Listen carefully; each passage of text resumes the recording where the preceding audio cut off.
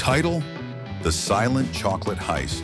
Mrs. Thompson's class arrived at the Lindt Chocolate Factory under bright skies, the air thick with excitement.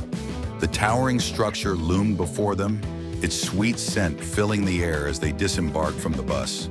Their guide, a cheerful woman in a crisp uniform, led them through the factory's massive gates, and the children's eyes widened at the sight of giant chocolate vats and endless rows of shiny candy bars.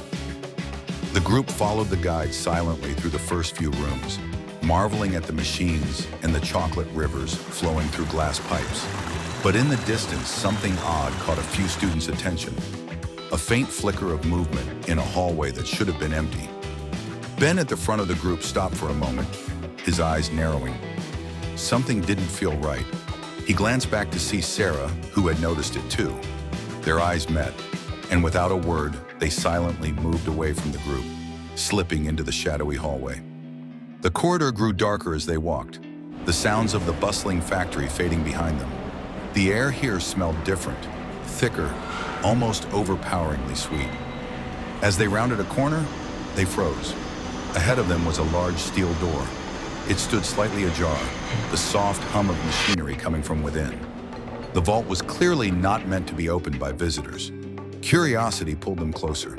They crept down the hall and peered inside. The vault, glowing with strange lights, was filled with rows upon rows of golden chocolate bars. But something was off. Beside the vault, a group of dark figures moved in and out of the shadows. They were masked, their movements swift and precise. Ben and Sarah exchanged glances, their hearts racing. No one else had noticed. The figures worked quickly, but they didn't hear the children's soft footsteps. Sarah's hand clenched into a fist, a silent signal to retreat. But before they could turn back, one of the figures glanced over their shoulder. Their eyes locked for a split second, but neither made a sound. Ben's instincts kicked in.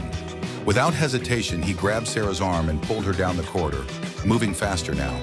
They darted past the vault, the sound of hurried footsteps trailing behind them. Their breathing quickened, but they didn't look back. Ahead, the factory's bright lights beckoned.